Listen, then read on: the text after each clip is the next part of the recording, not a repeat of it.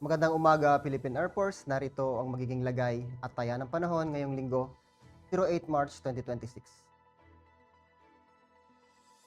Sa kasalukuyan, ang low pressure area na binabantayan natin kahapon ay nasa layong 1,710 km east ng northeastern Mindanao. Ang sinasabing LPA or low pressure ay mababa ang tsansa or maging ganap na bagyo sa susunod na 24 oras.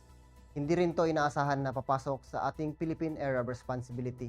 Ang sinasabing LPA ay walang direktong apekto dito sa ating bansa.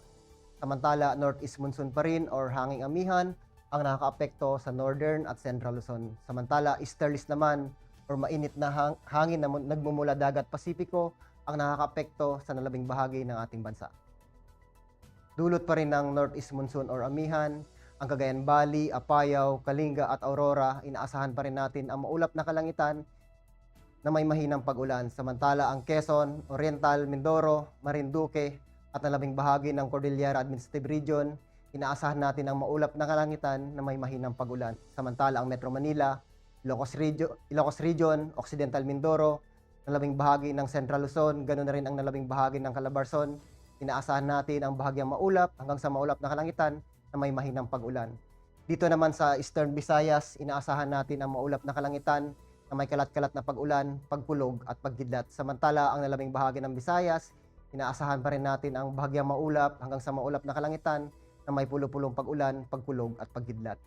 Dito naman sa Mindanao, dulot pa rin ng easterlies, inaasahan pa rin natin ang maulap na kalangitan na may kalat-kalat na pag-ulan, pagkulog at pagkidlat dito sa Surigao del Norte at Dinagat Islands. Samantala, ang nalabing bahagi ng Mindanao, inaasahan natin ang bahagyang maulap hanggang sa maulap na kalangitan na may pulo-pulong pag-ulan, pagkulog at pagkidlat.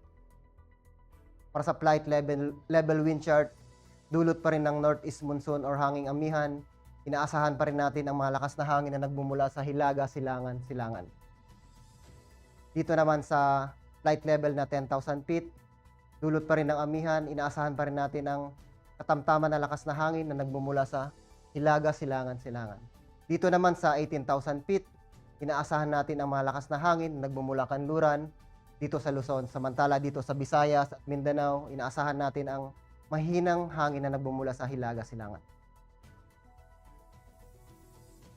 Para sa ang impact nito sa flight operation dito sa Cagayan Valley, Apayao, Kalinga, Aurora at Quezon, Oriental Mindoro, Marinduque, nalabing bahagi ng Cordillera Administrative Region, ganoon rin sa Metro Manila, Occidental Mindoro, nalabing bahagi ng Central Luzon, at nalabing bahagi ng Calabarzon.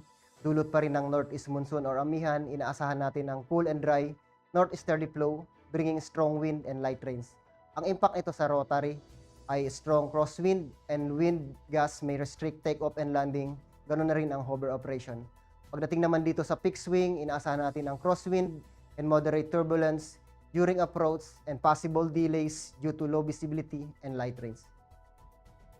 Ang impact naman nito sa Eastern Visayas, Surigao del Norte, Dinagat Island at nalabing bahagi ng bansa, dulot ng easterlies, inaasahan natin ang warm and humid air from Pacific enhancing convective activity.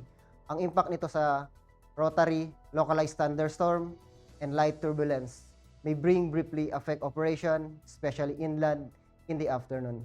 Pagdating naman sa fixed wing, generally fair weather with possible isolated sea breeze, posing short-term delays or turbulence.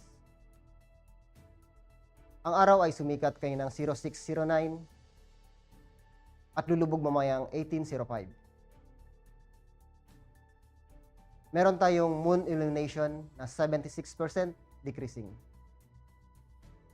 Para manatiling updated sa lagay at taya ng panahon, ugaliin i-follow ang aming social media account na Air Force Weather Center. In behalf of our commanding officer, Colonel Alvin Jan Q. Gador, PAP GSC, ako po si Technical Sergeant Bill Amoray I. Bautista, Weather Broadcaster ng Air Force Weather Center. Muli, magandang umaga po sa ating lahat.